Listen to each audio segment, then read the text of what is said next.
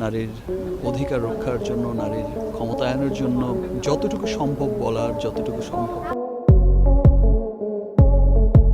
মাগুরায় ৮ বছরের শিশু ধর্ষণের শিকার হওয়ার ঘটনায় উত্তাল দেশ। ধর্ষণে অভিযুক্তদের ফাঁসি ও নারী নিরাপত্তা নিশ্চিতের দাবিতে ঢাকাসহ দেশের বিভিন্ন জেলায় মহাসড়ক অবরোধ করে আন্দোলন চলছে। সামাজিক মাধ্যমেও বিষয়টি নিয়ে তৎপর বড় একটি অংশ। এবারে তালিকায় নাম লেখালেন ঢাকায় সিনেমার নায়ক শাকিব খান। এবার আলোচিত আসিয়া ধর্ষণ কাণ্ডে একসাথে বিচার চাইলেন শাকিব খান, অপু বিশ্বাস। শাকিব খানের পর অপু বিশ্বাস কি বলল জানতে সম্পূর্ণ ভিডিও দেখুন। শাকিব খান ৮ বছরের শিশু আসিয়া ধর্ষণের বিচার দাবি করে প্রতিবাদ জানিয়েছেন। এ ঘটনার ন্যায় বিচার নিশ্চিত করতে তিনি সোচ্চার হয়েছেন। সামাজিক মাধ্যমে বেশি বেড়াচ্ছে ৮ বছর বয়সী নির্যাতিত শিশুর ছবি, যা দেখে চুপ থাকতে পারেননি ঢালিউড সুপারস্টার শাকিব খান। অবশেষে নীরবতা ভেঙে এই শিশু ধর্ষণের বিচার চেয়েছেন তিনি।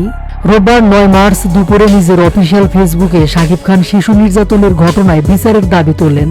শোকের রং কালো রঙের ব্যাকগ্রাউন্ডে সাদা রং দিয়ে লেখেন justice for Asiya, we want justice. সব মিলে ধর্ষণের শিকার হওয়া শিশুটির নাম ট্যাগ করে ন্যাক্কারজনক ঘটনার বিচার চান অভিনেতা।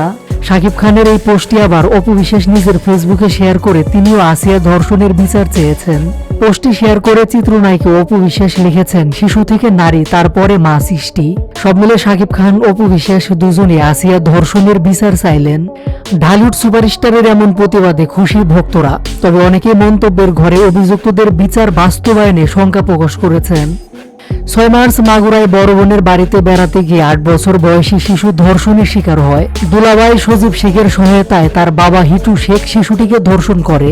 বর্তমানে ঢাকা মেডিকেল কলেজ হাসপাতাল থেকে সামরিক হাসপাতাল CMS এ স্থানান্তর করা হয়েছে শিশুটিকে। তার অবস্থা আশঙ্কাজনক।